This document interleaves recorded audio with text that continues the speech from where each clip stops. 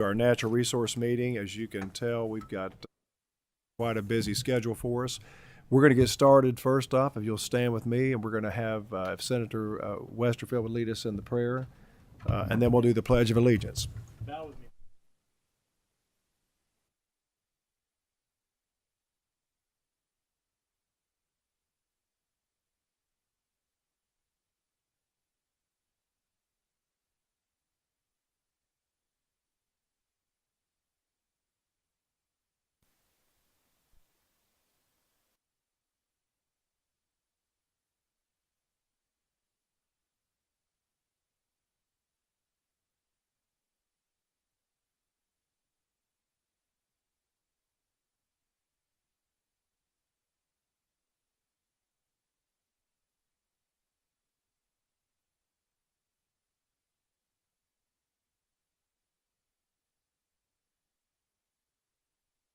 We have some special guests with us today, so while I'm getting my notes together, do we have any of our members that wish to be recognized at this time? Senator Wheeler. Thank you, Mr. Chairman. A few special guests in the audience. I see Eric Ratliff from the Big Sandy Ad, as well as Dr. Robbie Fletcher, the superintendent of the Lawrence County Schools, are here today, and I would ask that they be made welcome. Let's please welcome them to our committee. Senator Mills. Thank you, Mr. Chairman. I have with me a good friend of mine from back in Henderson. Magistrate Bill Starks is here to my right. Let's welcome him. Welcome to our committee, Senator Turner. Thank you, Mr. Chairman. I have one of my good friends, Magistrate Paul Caldwell, back there. And if there's anybody else from my counties that I do have, I apologize because I've got 5 counties. I just recognize him standing back there in the corner. Thank you, Mr. Chairman.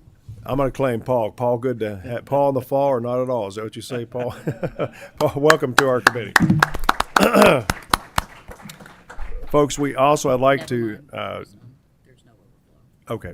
just a quick update. So they are still working on the overflow room for us. If that gets updated, I'll let you know. I'd like to take a special moment. If you're here with the rural electric co-ops, would you all stand up? This is a pretty impressive group right here. Let me tell you a bit about this group. These were hand-selected. These students were picked by their local electric co-ops after intense selection process to be able to come here today and learn about what we do here for energy. So it is truly an honor for us as the senators that represent this special committee on energy to have you all join us today as our guests. And we'd like to say welcome to each of you. Welcome to our committee. And I also have with me special guest I've got, Adam Ledford, and I think it's Mr. Cole. Is that right? Have I got it wrong? If you all stand up for us. They're here today with our Future Farmers of America, and we'd like to welcome them to our committee as well. All right, I think we've got all that out of the way. Anyone else wish to be recognized? If not, let's move into our agendas if we could. At this point, I'll ask the clerk to call the roll. Senator Chambers Armstrong. Here. Senator Carpenter. Senator Mills. I'm here. Senator Schickel. Here. Senator Southworth. Senator Turner. Here. Senator Webb. Senator Westerfield. Here. Senator Wheeler. Here. Senator Williams. And Chair Smith. Present. We have a quorum. Okay, we have a quorum. Do we have a motion for our minutes? Motion and second. All those a sign of aye. Opposed likewise. Motion carries. At this time, let's go ahead and get into our agenda in the effort of time. Senator Carroll, thank you for going ahead and taking the table. At this time, we'll turn it over to you and let you introduce yourself. Yes, for our records, please. Thank you, Mr. Chairman and members. My name is Danny Carroll. I'm the state senator from the 2nd District. Rodney Andrews, I'm the director of the University of Kentucky Center for Applied Energy Research. Would you all turn? Yeah, thank you very much. Mr. Chairman, we had a guest that was supposed to join us through Zoom, Christine Sismata with the Nuclear Energy Institute. She may be on at some point. There she is. Christine, do you mind introducing yourself for the record, please? Hi, good morning, Chairman Smith. My name is Christine Chispadia with the Nuclear Energy Institute. I'm the Senior Director for State Government Affairs. Welcome. And I always mispronounce her name, and Christine, I apologize. Mr. Chairman, what we're going to do today is I'm going to start off with a few comments, and then I'm going to turn the floor over to Christine and let her talk about some of the things that are going on throughout the country. Yes, sir. Yeah, if I could, this is going to be on a committee substitute. Do you want to go ahead and adopt the committee Yeah, substitute? that'll be fine. Yes, Okay. yes. Motion a second. That just to save us time there. So you'll be speaking to The subs. sub, I think, is one word addition. All those in favor of the sign of aye. Opposed likewise. Please carry on. Okay, thank you, Mr. Chairman. And we'll let Christine talk about what's going on throughout the country and the renaissance in nuclear energy and a lot of exciting things happening. And I'm going to try to curb my enthusiasm through my presentation. I have become somewhat of a nuclear geek the past few years. I'm fascinated with the technology that's being developed. I'm fascinated with what's going on throughout the world in this field. I do want to kind of give a little bit of disclaimer before I begin, and I want to make sure that everyone knows that nuclear and what we're trying to do with nuclear is in no way an indictment on the coal industry, natural gas, renewables, any other source of energy. In our Commonwealth, we take the all of the above approach, and that's going to continue. But the reality of it is, in the distant future, and maybe not so distant future, we're seeing coal production decrease. We're seeing coal-fired furnaces shut down. And we're going to have to start looking for other sources of baseload energy to power this country. And I'm convinced, without doubt, that nuclear is the answer to the problems that we're going to be facing in the future. And nuclear will become the baseload energy, not just for the Commonwealth, before this world at some point. And Christine can probably get into a little bit more of that when she speaks. Carol, Yes, sir. again, sorry to apologize. I apologize for interrupting you. We do have an overflow room in 154. I know there's a lot of interest in this. So if you're want to participate, you can go to 154 and watch this on TV and there and participate in our overflow room. So I'll turn it back over to you. And sorry again for that. You're fine. And this process started back, I think it was 2017, maybe, when we passed the bill, the Leaper Act, that lifted the nuclear moratorium in Kentucky. And as you all know, that after that, pretty much crickets on the nuclear field. Natural gas, the prices were down on natural gas, and just not a lot happened in relation to nuclear. Not a lot of new development, not a lot of new technologies were talked about for a few years. And then it hit all the Gen 4 reactors, advanced technology in all areas, whether that be reactor types, fuels, coolants, recycling, you name it. There have been enormous breakthroughs in all of these areas, and it's very exciting. You know that during this past interim, we created a working group that included many experts, Christine included, Dr. Andrews. We brought together this group of experts and those stakeholders, environmentalists, academia, utilities, you name it. And this was a very productive group. And the report that was released from this working group has received national attention. It's easy to read. It spells out clearly the conditions in Kentucky, any obstacles that we might be facing, our strengths. So I would encourage anyone that has an interest in nuclear to take a look at that report, and it'll give you a really good understanding of where we are, where we want to be, and the path to get there. So we had this working group throughout the summer. The report came out, and we talked about the next steps, what we needed to do. And again, the goal at this point is to get in front of the advancing nuclear ecosystem that's coming throughout this entire country.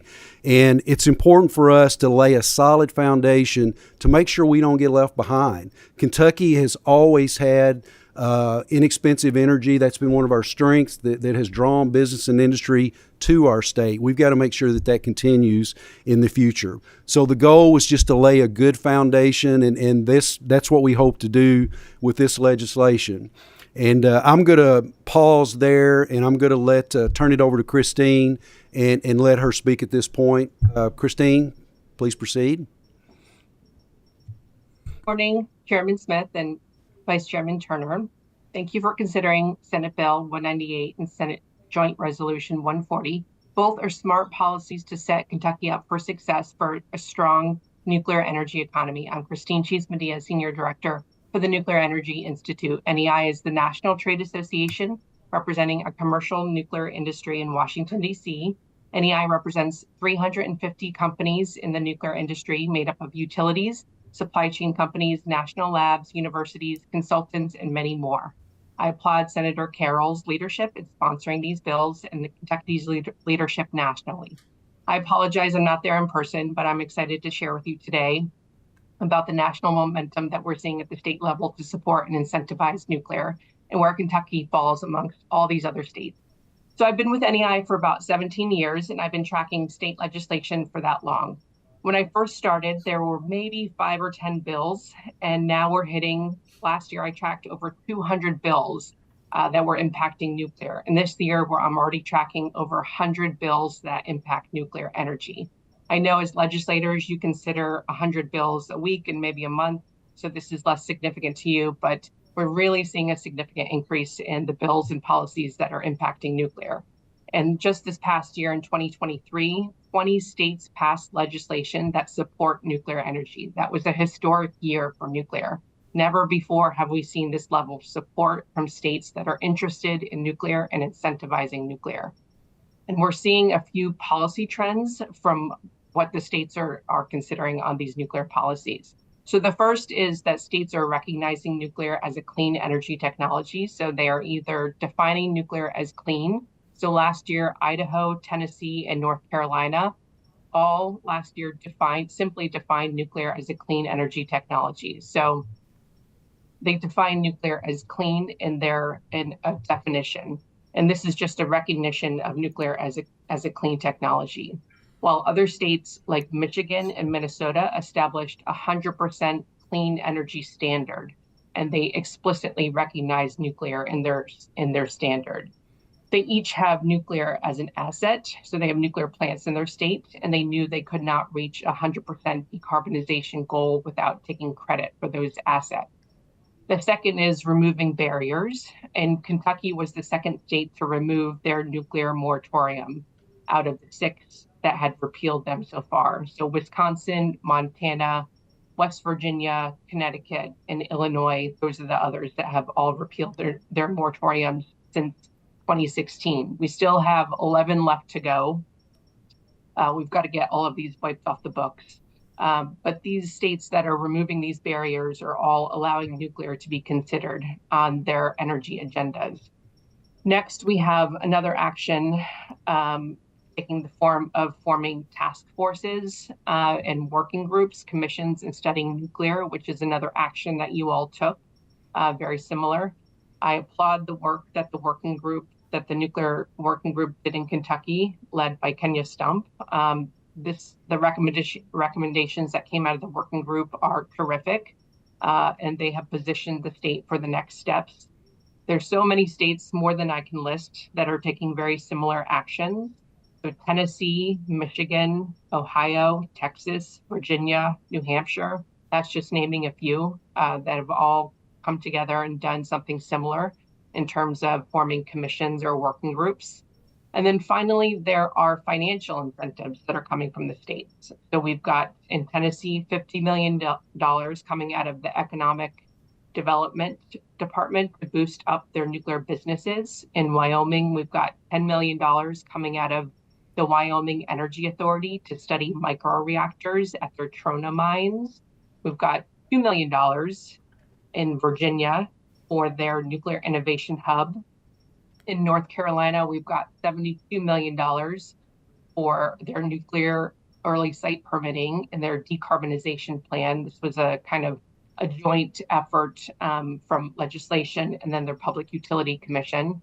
And then for existing nuclear units, in Michigan has allocated $300 million to reactivate the Palisades plant, while California has allocated $1.2 billion to save their Diablo plant.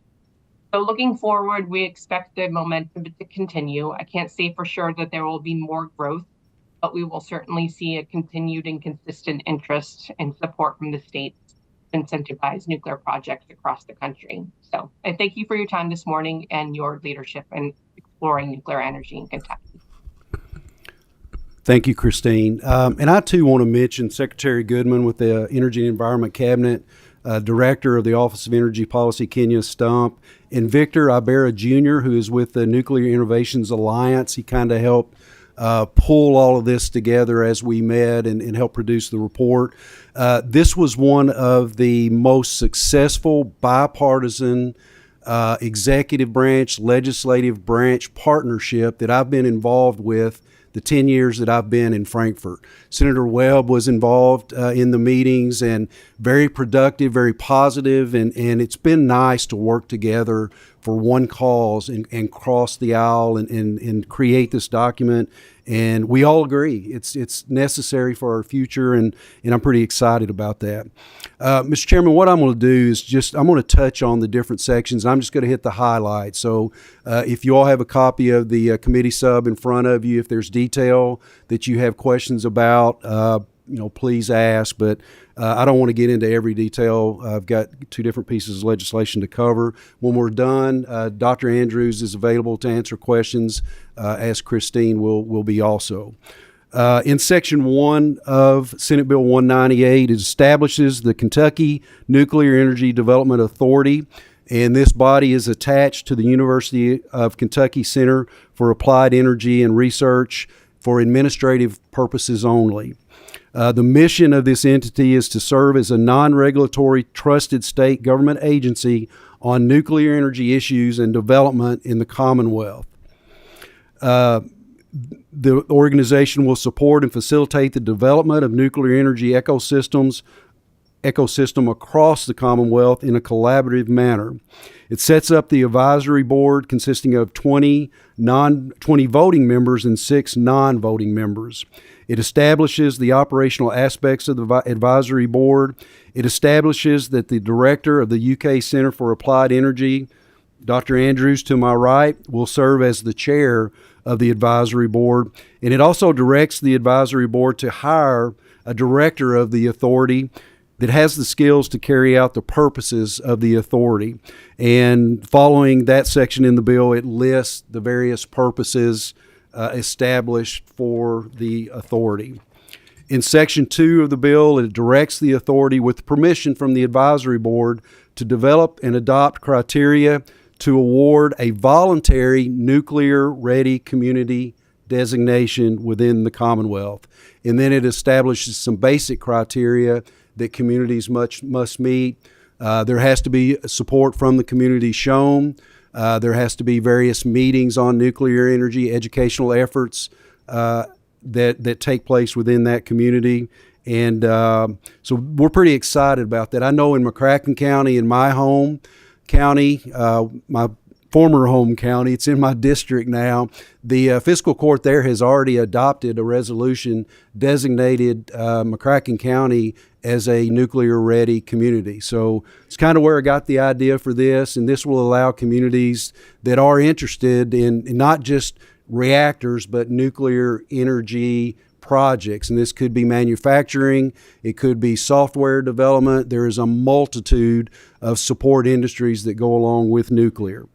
In Section 3 of the bill, it directs the Cabinet for Economic Development to create and implement a financial assistance program for the development and location of nuclear energy related projects to support the entire nuclear energy ecosystem in the Commonwealth.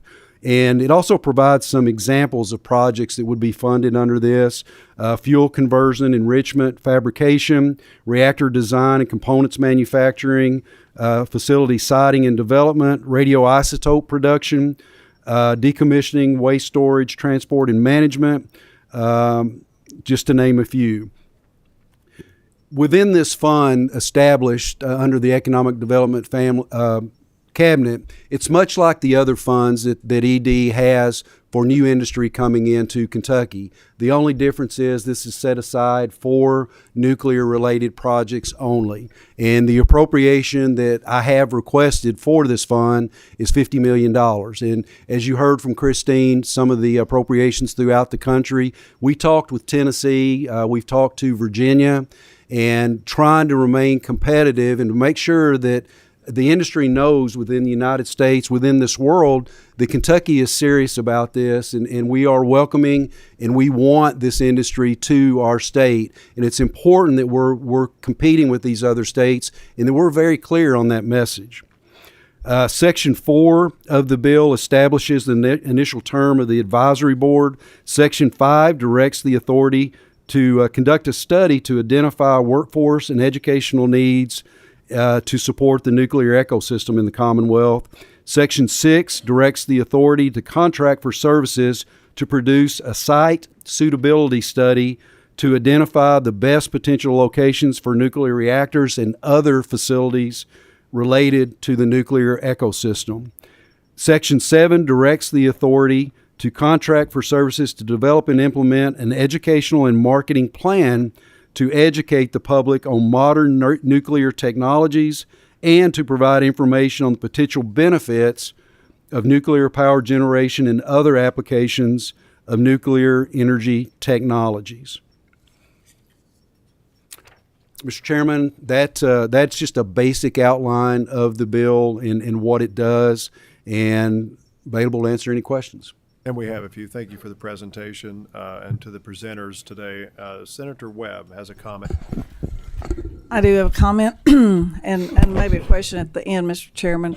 I appreciate my colleague, Senator Carroll, bringing this. And let me just say, as somebody who's been very leery of nuclear energy production, to say the least, in the past 25 years that I've been here, I did vote yes on the Leaper bill when Bob was retiring, and but other than that, I represented some workers at Maxey Flats, and for those of y'all who don't know what that is, that's a historical waste facility near my district and where I went to college, and had some issues with that. But this, and I'm a former coal miner, so if somebody would have told me when I was getting an energy degree at Moorhead and mining coal that I would have been on a nuclear task force, I would have said, yeah, right. But I was chosen. It was a very good experience, and I agree with Senator Carroll in the utmost. We had a task force where there's the report that anybody's willing to read. I think they even videotaped our meetings. It was very open, transparent, and we all learned a lot. And I also had the honor to go to Wheeling, West Virginia, another coal with my coal producing brothers, for a national conference. And energy was a big component of that. And the theme of that was, all of the above. And that's where we are. We have solely been lacking in energy policy across the board for the decades that I've been here, and the chairman as well. And we've talked about it a lot in this committee. This, to me, is the first step in a real energy policy, Dr. Andrews. And, got a lot of confidence in where we put it historically and in the leadership there. So, I think that its time has come. The technology and the need and the deployment of micro units throughout the world, and the Department of Defense interest in technology, and the things that Kentucky can be a major component of a national energy policy, which we also need. And this is a start for us to do that. So I was very honored to participate in the task force, and I would just say I support this wholeheartedly. But my question, Senator Carroll, would be, I'm looking at this, the composition, and I think the 2 members of the Senate, 2 members of the House, and the task force worked out pretty well. And I'd be like to talk to you about a potential amendment to have 2 members. Again, and on page 3 on the composition, Senator, in the non-voting. Originally it was, and this body kept growing, and it continues to grow. We will have floor amendments to add a couple others, so I'm okay with that. That was just something that jumped out at me in the original composition. I thought task force might be too big too, but somehow we managed, and we had a lot of different interests and a lot of different positions. And I think that's healthy in creating a policy, sound policy moving forward. So I appreciate the work you've done and your willingness at CAER to take on this responsibility, because it's a lot of unturned ground, so to speak. So we appreciate that. Thank you, Mr. Chairman. All right, very good. Do we have any other questions in front of our committee?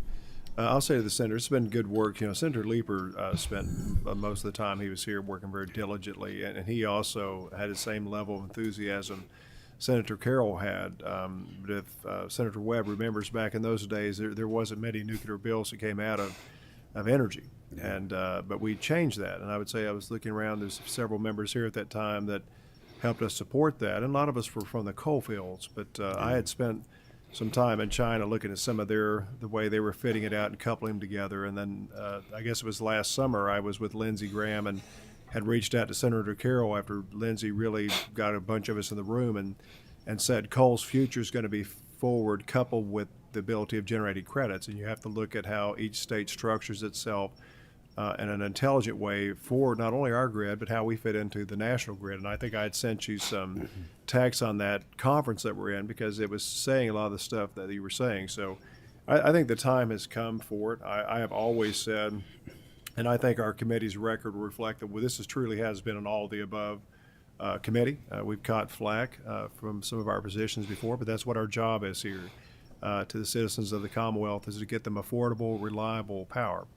I think this is a step in the right direction. I think it's going to play a big role in the future of what's happening in energy. And Rodney, it's good to see you participating as always. I think you've been in it longer than Senator Webb and I have. But with that said, we'll entertain a motion. We have a motion from Senator Wheeler, I think second from Senator Schickel.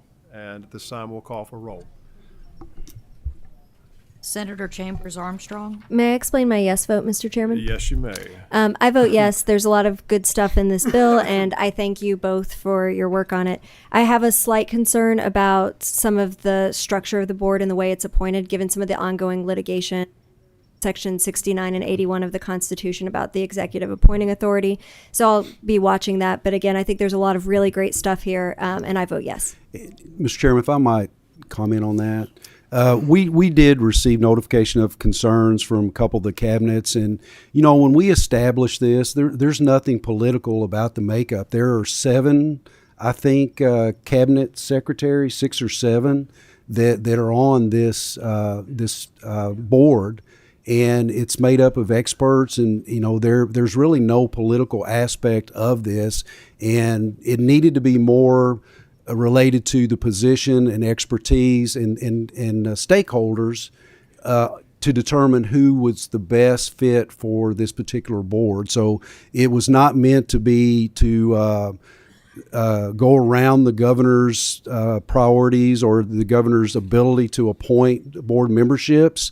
We simply felt, just as we did with the working group in establishing it, that we focused on expertise and to try to broaden the board's knowledge base as much as we could, looking at various factors to be the most productive to move this state forward. So it was not meant to be a political slight in any way to the governor, and I hope he will take a look at this membership and see there's nothing political about this. That couldn't be any further from the purpose of this. Senator Carpenter. Can I explain my yes vote, please? I would be going remiss if I didn't say something about, you know, when I was chairman of this committee, when Senator Smith was in leadership several years, former Senator Leeper, I went down to his district and spent 2 days with him, and we toured this facility that was in your district there and showcased it. And so this is something that we've talked about probably my entire 13 years that I've been in the legislature. So I just wanted to explain my yes vote and talk about his work and your work going forward to continue his good work and let this be part of the overall plan. You know, everybody wants to talk about being green and all these ideas, but I think there's an opportunity to do both things, to have renewable resources and have non-renewable resources to really work with to make our energy grid be affordable and effective going in the future. We don't have to work against each other on this stuff. Thank you. Senator Mills. Explain my vote. Please. I vote yes, and I want to thank Senator Carroll for the work that he's done. I know this is very important to Western Kentucky, to Paducah, and Northwest Kentucky, hopefully, and look forward to working together and continuing the all of the above. Thank you so much. Senator Schickel. I vote yes. Like to explain my vote? Please do. I too ditto to everything that's been said. I want to thank the bill sponsor for his tenacity on this, and it's a lesson to all of us that big things take multiple sessions. I too can't help but think of Bob Leeper and all his work on this, and thank you for doing it. Senator Southworth, Senator Turner, Senator Webb, Explain my yes vote, please. Please do. And I would have to agree with Senator Carroll that this, when it comes to energy policy, it really shouldn't be political. This task force was never political, and the executive branch did a yeoman's job in everything they facilitated here. And it was truly a bipartisan. I mean, you put your blinders on, you go in there, and you learn, and that's what we did. And I give a lot of credit to the professionalism of the respective agencies, and the way that they conducted it, and the inclusion that that we had. And I think the process was one of the best that I've been involved in my time here. So I vote yes, and thank you, Senator Carroll. Senator Westerfield, Senator Wheeler, Aye. Senator Williams, Chair Smith. And I also vote aye. The bill passes with favorable expression that the same shall pass with the committee substitute attached thereto. Congratulations on getting your bill out, but you also have another one, and we have a hard timeline to get out of here, guys, by noon. So just stay on top of that, and if I have to hurry you along, you'll know why. This will go quickly. I just want to mention that there are about 8 or 9 coal-fired fired facilities within the Commonwealth that have already been identified for conversion, whether that be a large reactor or a small modular reactor. So that workforce that would work on that side of it, not the coal fire plant itself, but the generation side of the turbines, all of that workforce would remain if we convert those facilities. And I would encourage the public, read up on new nuclear. I still get lots of messages on things expressing concerns of the old technologies. We've got a long way to go in educating our state. Senate Joint Resolution 140, as a result of its ever-growing interest in the development of nuclear industry in the Commonwealth, it's critical that the Public Service Commission be prepared to discharge its regulatory responsibilities relating to the applications for siting and construction of nuclear energy facilities within its jurisdiction. And basically the language that follows is hereby directed to make all staffing, organizational, and administrative preparations necessary to be ready to discharge its regulatory duties in relating to applications for the siting, construction of nuclear energy facilities in the Commonwealth, including but not limited to, and it spells out all those various. Second. Have a motion and a second. Before we lose our quorum, do you mind if we go ahead and take a vote for Senator Carroll? Okay, at this time we'll have the clerk call the roll. Senator Chambers Armstrong. Aye. Senator Carpenter, Senator Mills, Aye. Senator Schickel, Senator Southworth, Senator Turner, Senator Webb, Senator Westerfield, Senator Wheeler, Aye. Senator Williams, Chair Smith. I vote aye, and Senate Joint Resolution 140 is passed with favorable expression that the same shall pass. Congratulations on getting your bills out. Before we leave and adjourn, we have some regulations. Just take a quick look at those. We just had to post those for fish and wildlife, but they require no action. So just want to make them on there. And I did want to mention something else. Senator Carpenter did a tremendous job as chairman of this committee as I had stepped into leadership. And I forgot about that. And he had a tremendous relationship with Senator Leeper and did go down there. But so there's been a lot of help on this committee. I'm very proud of this committee. But I did not want to overlook that because I do think that was a tremendous turning point for this argument. Yeah. So with that said, do I have a motion to adjourn? All those in favor say aye.